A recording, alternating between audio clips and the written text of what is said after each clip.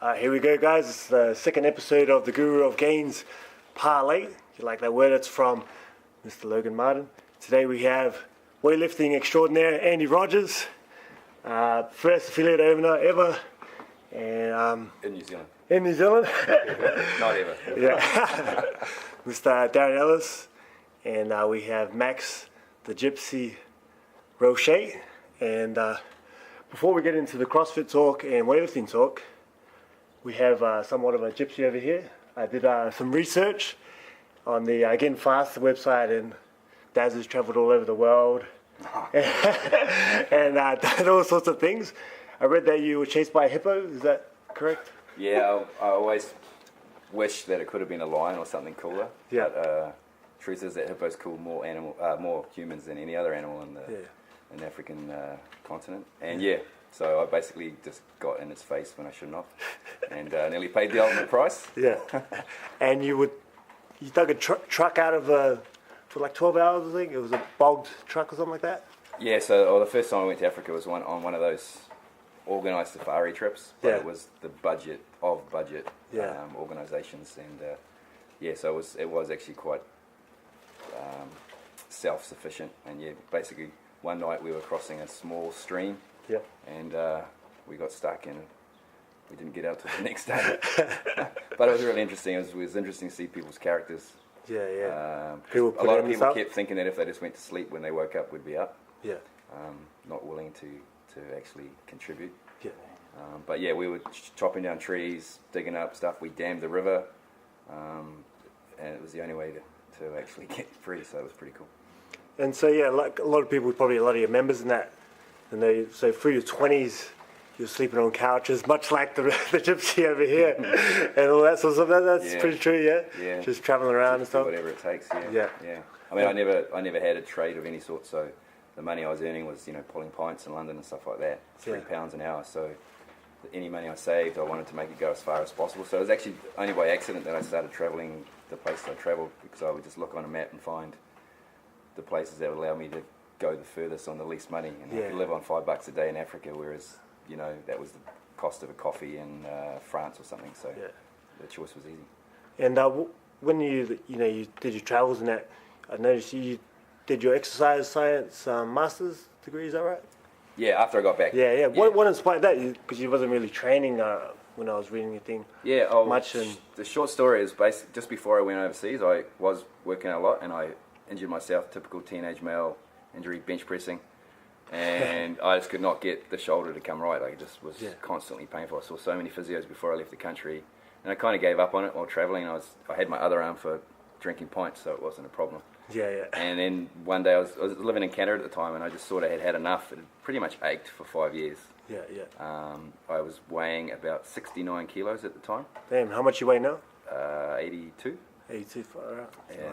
So there wasn't a lot of exercise going on, but I happened just to, through my girlfriend at the time, she introduced me to a physio, and they did something really radical. Basically got me to exercise properly, so I stopped the isolation movements, and then treated me in the gym at the same time. So I was getting really hands-on, and literally I came right in a month, and I thought, I want to do that for other people. Yeah. And so I actually started going in the physio side of things. Yeah. And it just sort of morphed. Started with the exercise science degree, and I just decided I liked that better in the end. Yeah.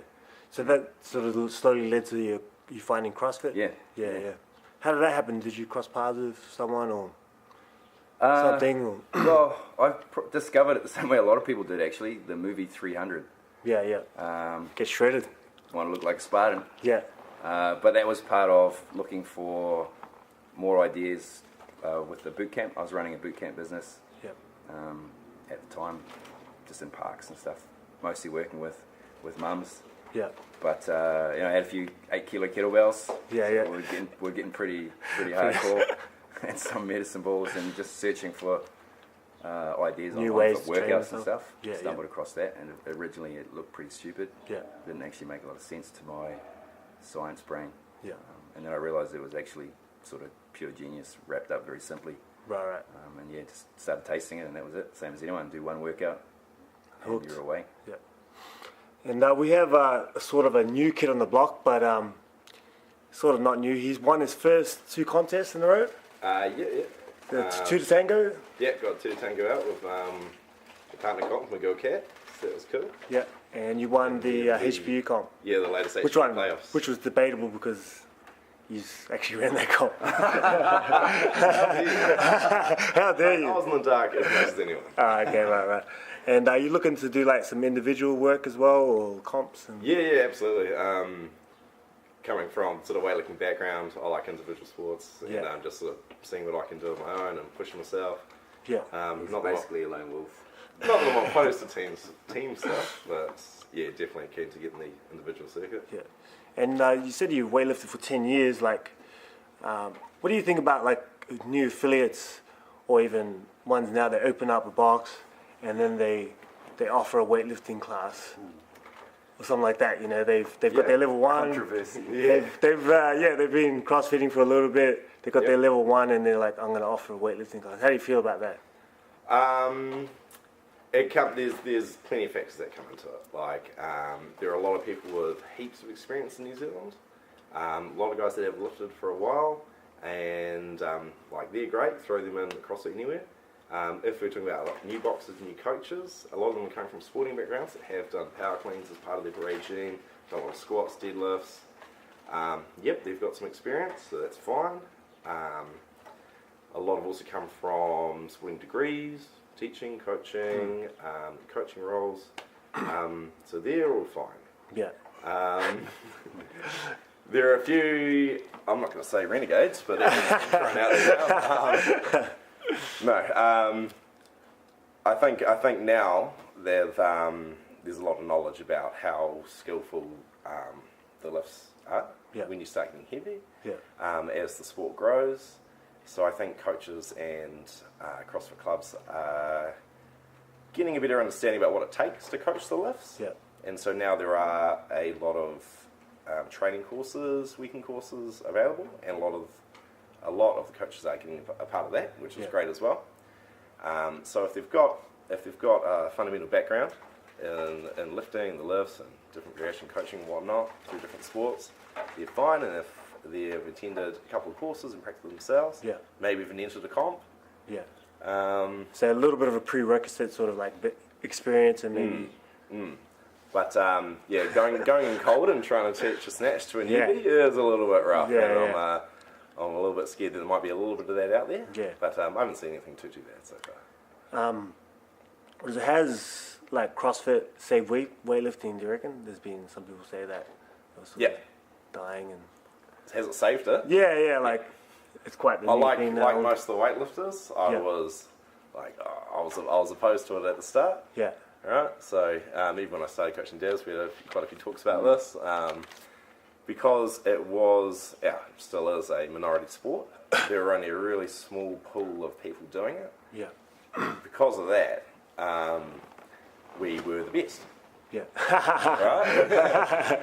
Before 15 of years. Yeah. And there are only a few schools doing it. Back when I started, we weren't a great number of coaches, there weren't a great number of gyms. So from the small pool of school kids that then went on to clubs, there's a lot of drop-off, even fewer coaches, and it was just a trickle down fewer and fewer people until the dedicated ones became the best. Right? But since CrossFit has just exposed so many more people to it, you've got the natural athletes that strong, fast, and flexible. They're being exposed to the sport that they would have never had before, with a lot more coaching, a lot more availability to gyms and equipment. So it's just blown up, which has been awesome. So it has, totally. The number of attendees at comps has just gone through the roof, and the standard has risen. Not long Which ago. is something you would argue is one of the key things people say against CrossFit, right? That we have poor standards, so it's quite cool to hear. Standards, I'll say standards of weight lifted. Right. Maybe not. Oh, sure. So technique-wise? Yeah, certainly we're not improving the overall technique, but it's still good to hear that. Yeah, so I mean, for example, I've been coaching lifting at Les Mills, like Pride HBU being there. And now through that's there obviously. And I'd be happy if one of my guys snatched 70. Like that was a benchmark. There are a few guys teetering around 60, 65, 70 on a good day. Now that's 100.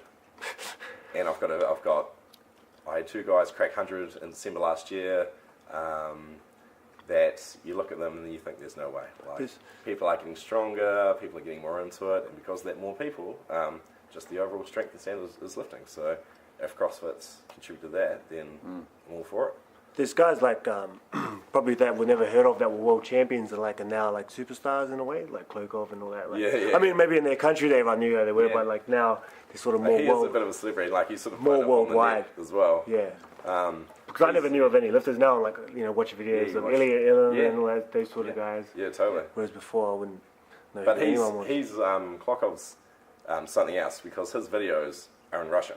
Yeah. But you watch them anyway. Yeah. I don't know how your Russian skills are, but mine are weak. Yeah. But he's big and proud. He's got a big personality. You can feel it. Still feel it, yeah.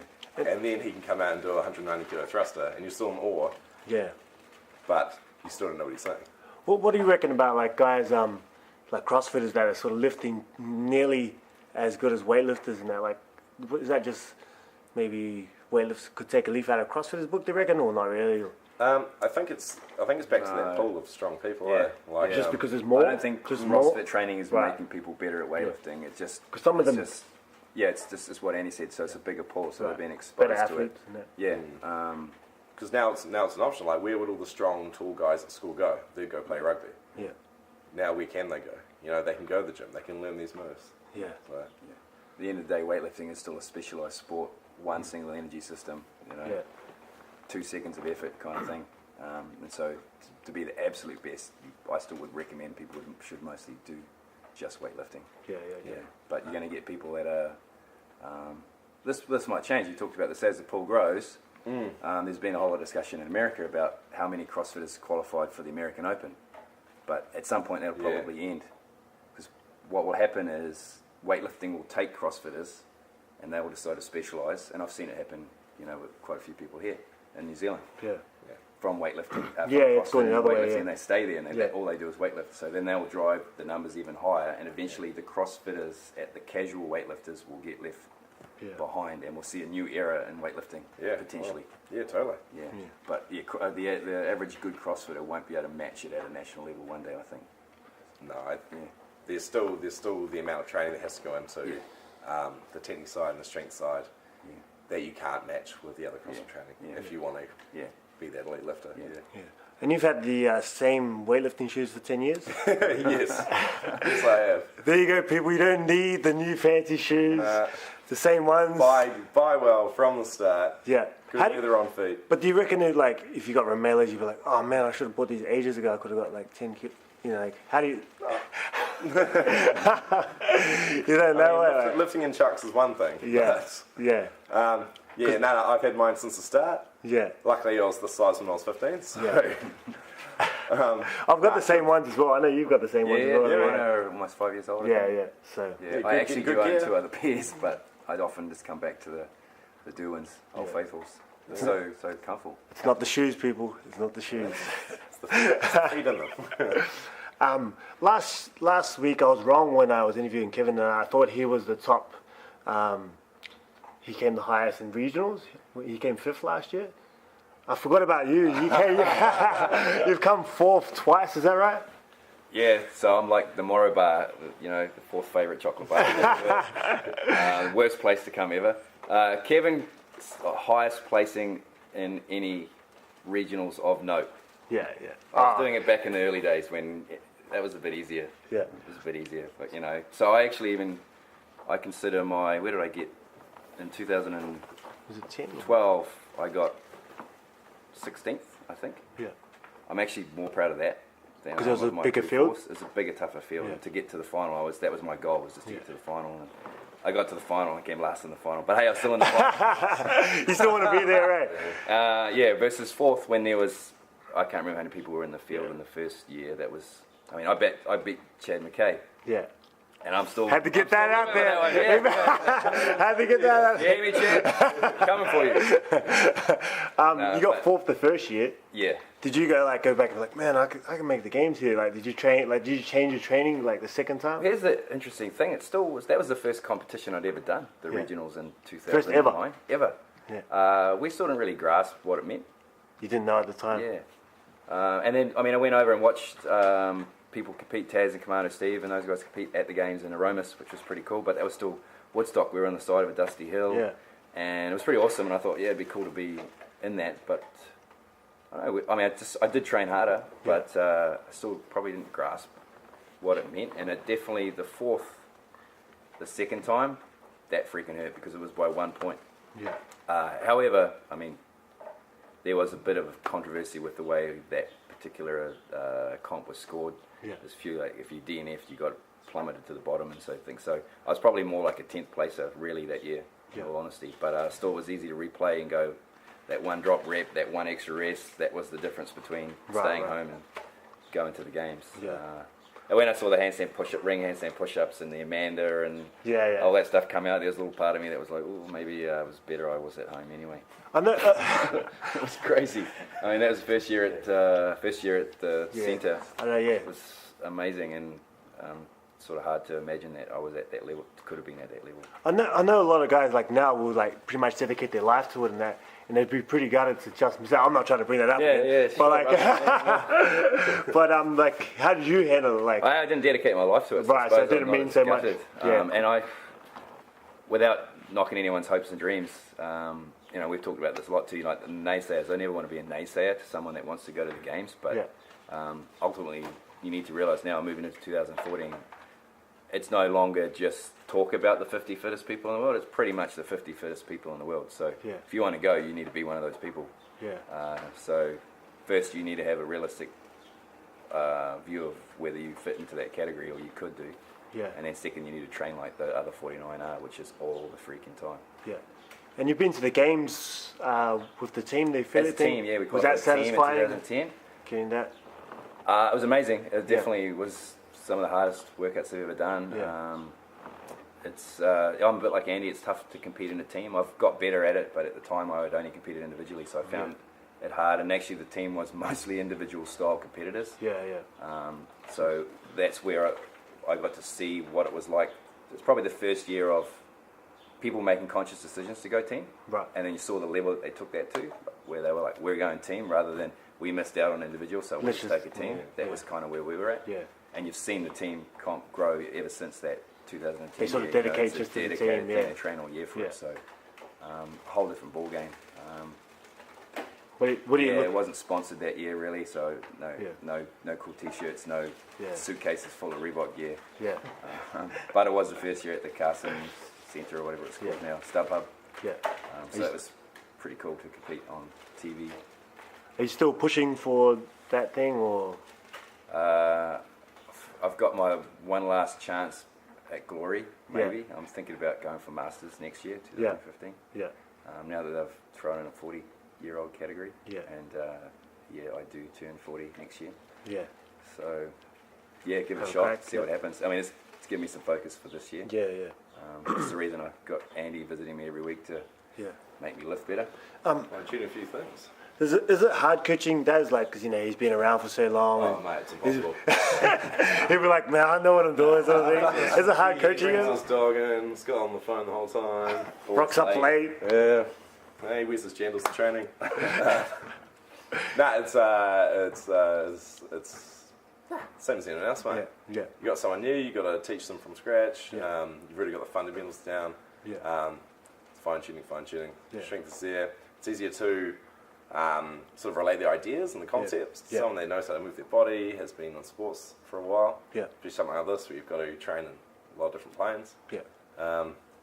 We're still chasing that 100 kilo snatch.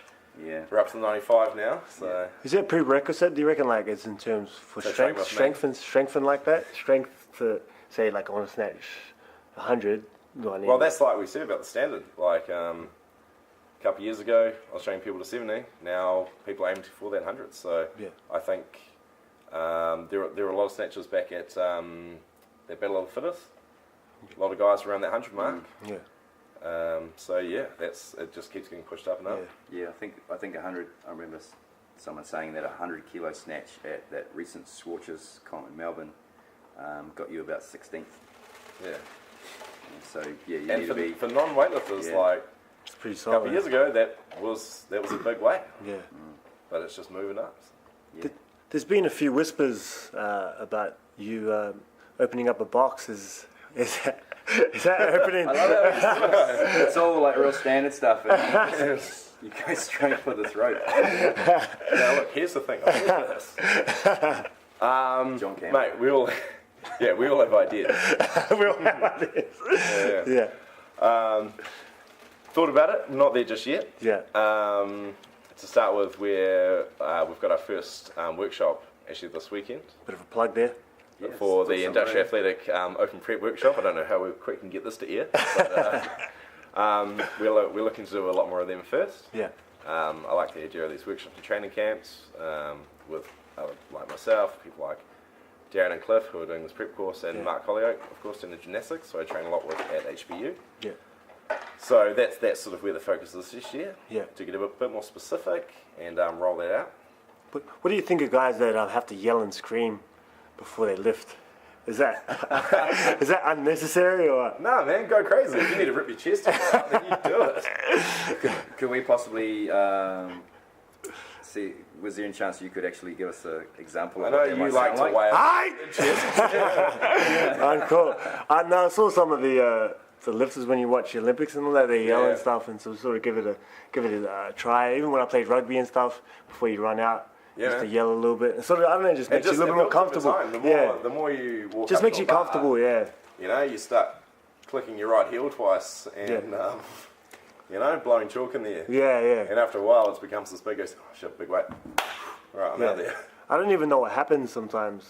You just sort of get You're caught so up in in the the middle. zone. Yeah. Yeah, we're talking about this before, right? Once you're in the zone, you got the crowd around you. Yeah. A few yells out, and you're away. Yeah. At the Auckland games, like I was sitting in the crowd watching the ladies, and like sometimes like you'd cross eyes, and then we're like sort of feel a bit awkward, and I was like, man, I don't notice anyone in the crowd when I lift there. Like I don't know what they're not like focused. I don't know like how they can sort of get distracted like that. Can you stop You know? hitting on the girls when they're trying to lift? No,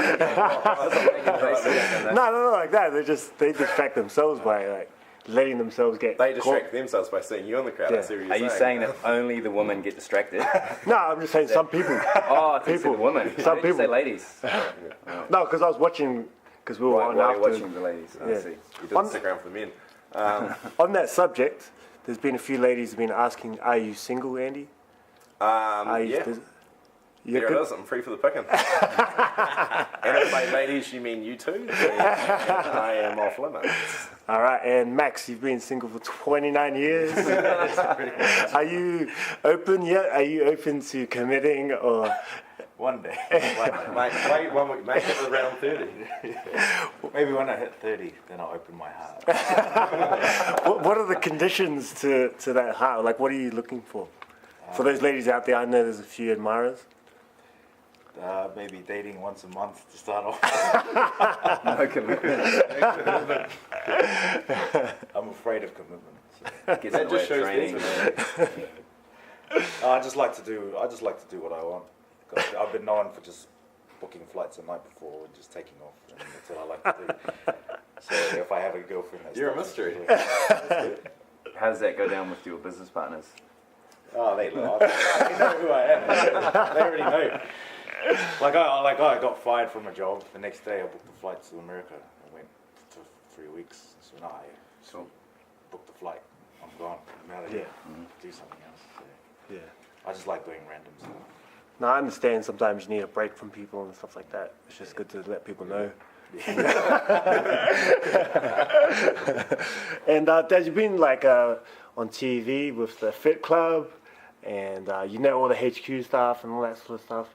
And like, did you ever think it would involve you into this? You know, like from opening up your first affiliate. No, well, I still joke with people.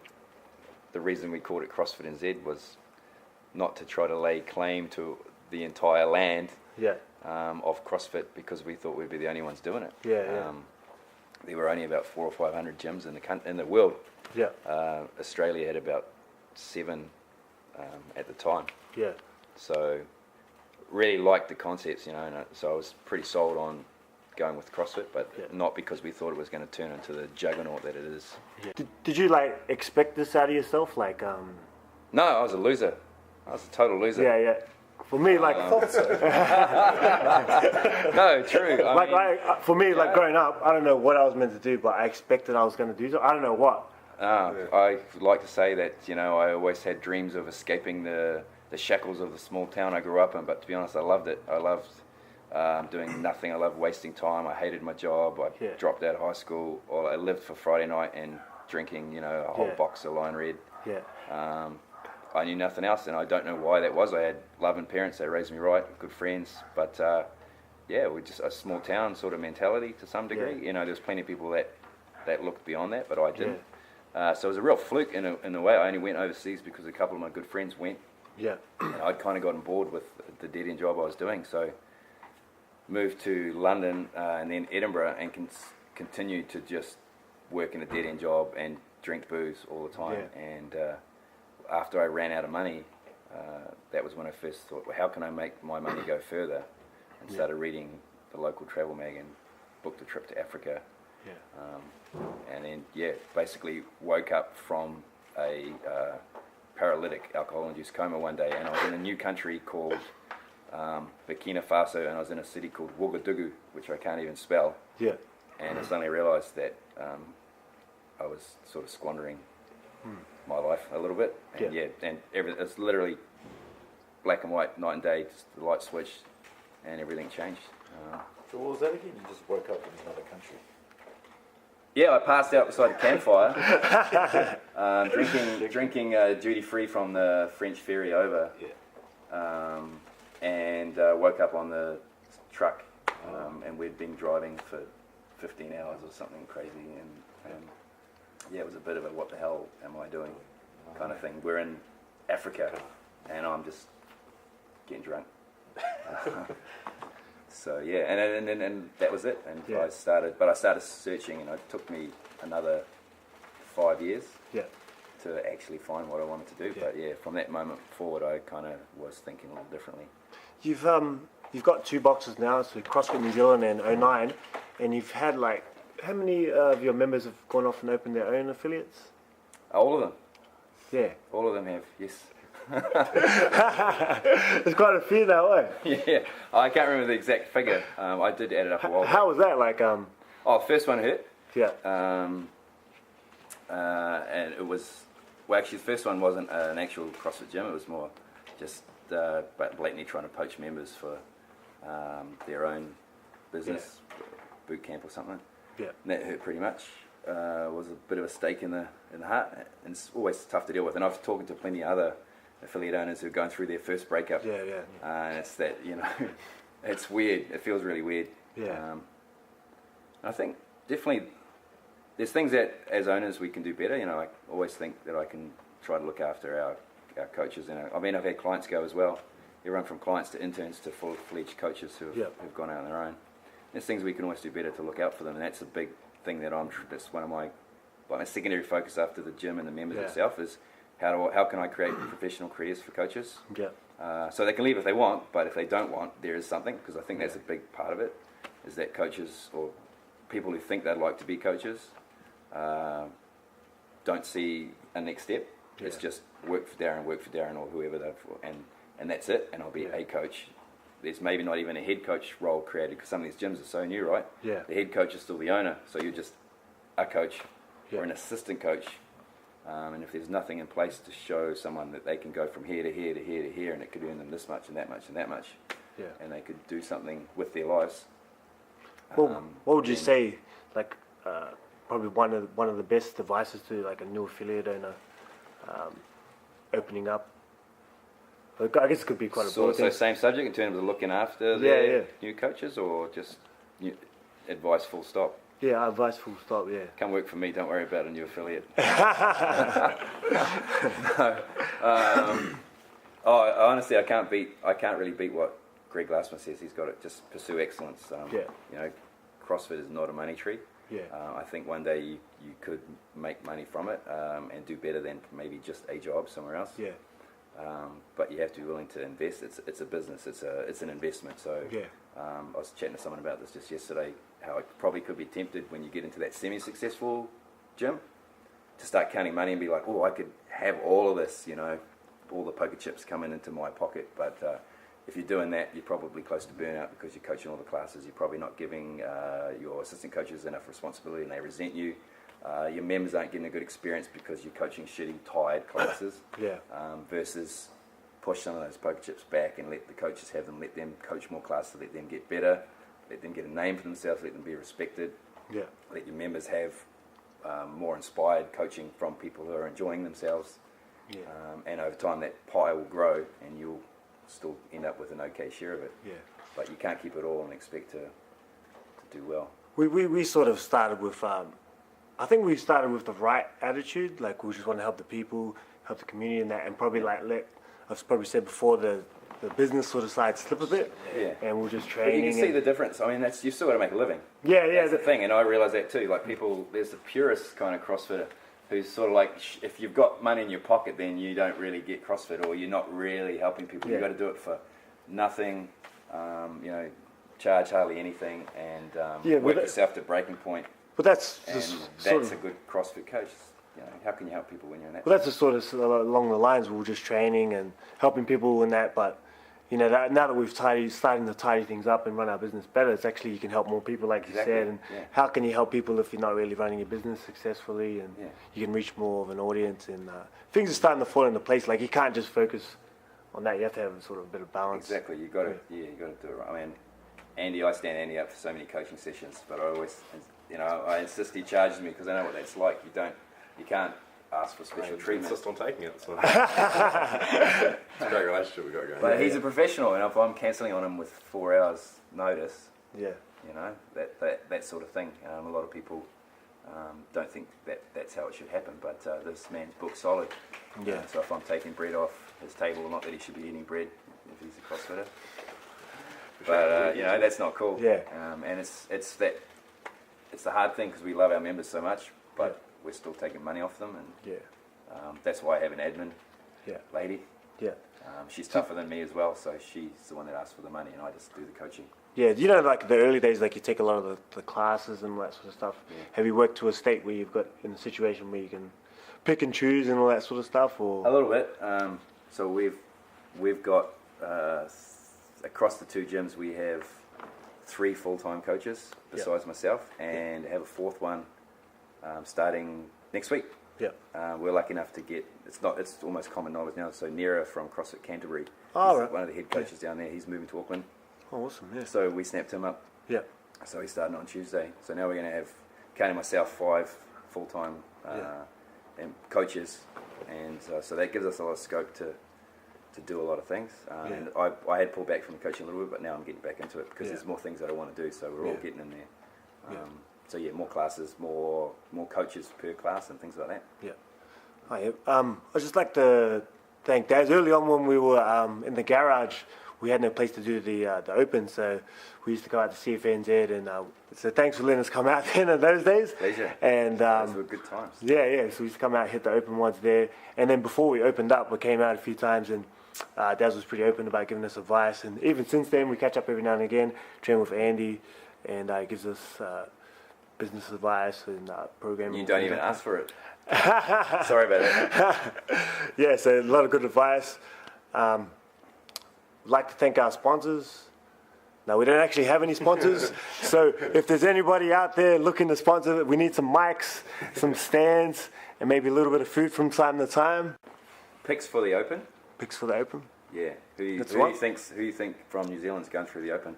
I've actually got a small wager on this gentleman over here. How small?